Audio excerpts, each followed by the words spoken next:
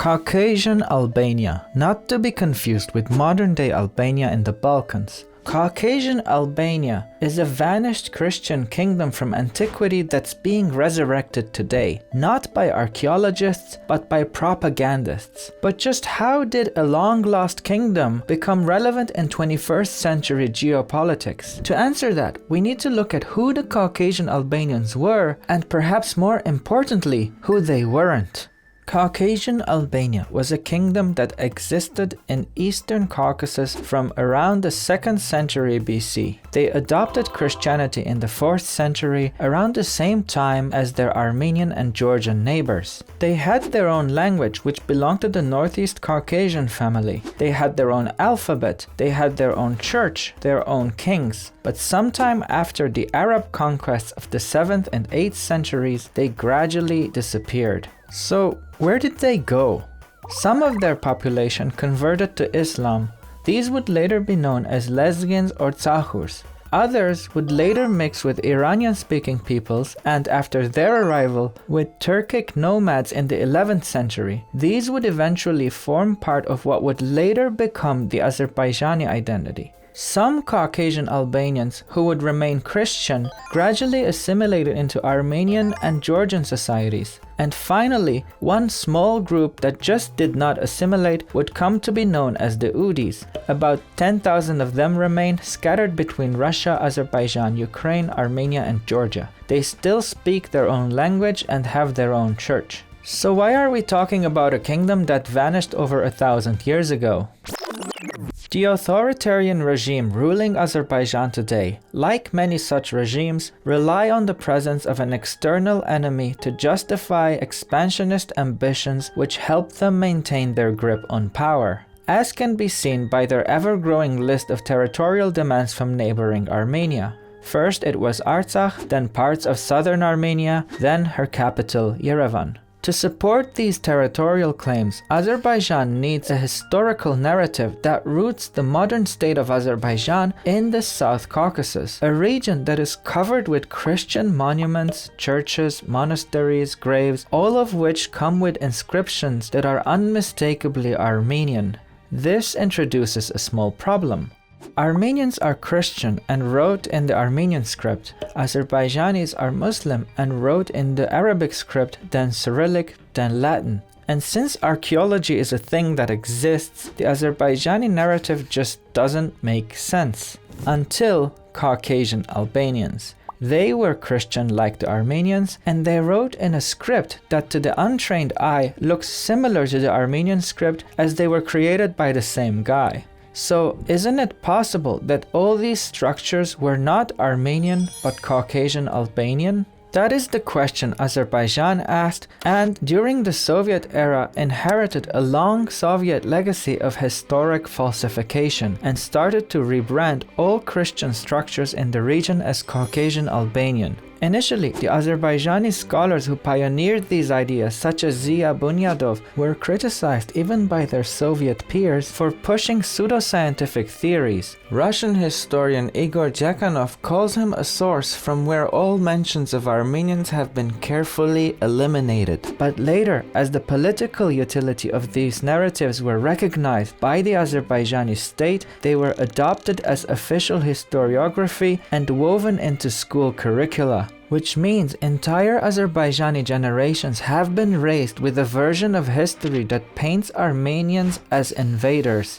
Azerbaijanis, like most people, would not support senseless aggressive expansion against innocent people. But if the state portrays itself as reclaiming stolen lands, it becomes a just campaign. That's why the dictator himself, after invading Artsakh, stood in front of an Armenian church and declared that these Armenian inscriptions were fakes that were added later. More recently, Azerbaijan hosted a conference in Rome titled Christianity in Azerbaijan that pushed this Caucasian Albanian narrative. The three cornerstones of the Caucasian Albanian narrative of Azerbaijan are as follows. 1. That churches and monasteries in the region are not Armenian but Caucasian Albanian. 2. Modern Azerbaijanis are the direct descendants of Caucasian Albanians and therefore the rightful owners of this land. And 3. Armenians are not native to this land and only settled there after 1828. Let's start with the claim that modern Azerbaijanis are direct descendants of Caucasian Albanians.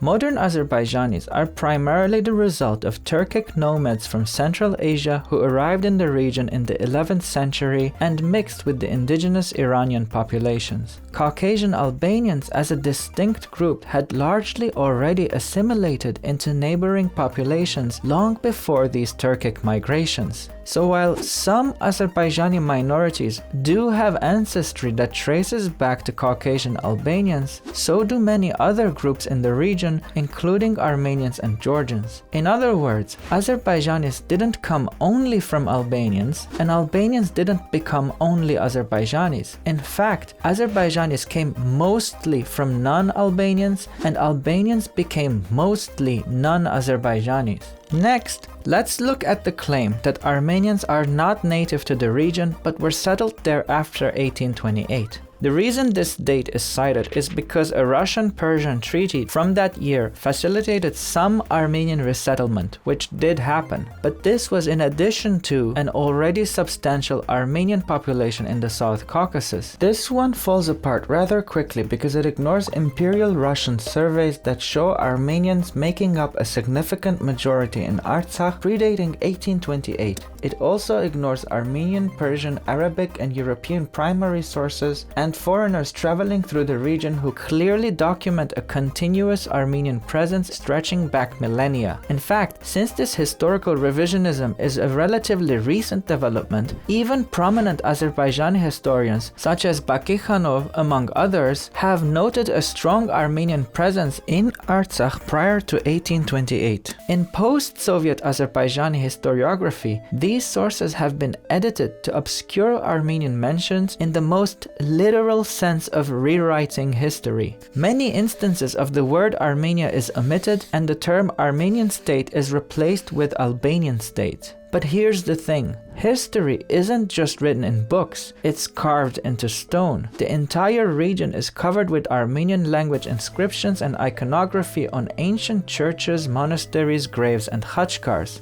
Which brings us to the third claim. All those archaeological evidence are not actually Armenian but Caucasian Albanian. The argument goes that these structures were not built by Armenians but were later Armenianized through fake inscriptions. But this makes neither chronological nor geographical sense. Chronologically, Armenian churches and monasteries appear throughout history without interruption. Here are some inscriptions from the 13th century Gandzasar monastery. Here's a fragment of a 13th century fresco with Armenian inscribed text in Dadivank monastery. These have been dated to 4 or 5 centuries after Caucasian Albania ceased to exist. And geographically, classical sources place the Kura River as a general boundary between Armenia and Caucasian Albania. Sure, that boundary may have shifted back and forth throughout the centuries, but Caucasian Albania's historic heartland was always in the northeastern Caucasus. Most of the churches and monasteries being claimed as Albanian are located well to the west of that, deep within Armenian provinces. In other words, even if we accept that the Armenian inscriptions are fake, these sites are still in the wrong place and from the wrong time period to be Albanian. It's like saying the Empire State Building was built by the Aztecs. But let's say, for the sake of argument, that these churches were originally Albanian. How would one go about proving that? Well, what a historian or an archaeologist might suggest is to study them, but that's not what happens. Take the cemetery at Julfa as an example. Once home to thousands of medieval Armenian khachkars and graves, was claimed to be Caucasian Albanian and completely destroyed by Azerbaijani forces with sledgehammers in the early 2000s. Similarly, Armenian churches that end up under Azerbaijani control often have their inscriptions removed, and this is done openly as per their state policy. Slightly less openly, churches are completely razed to the ground. What happened to the church? During the war it was destroyed. It can't have been destroyed during the war, because There are videos of the Azeris here.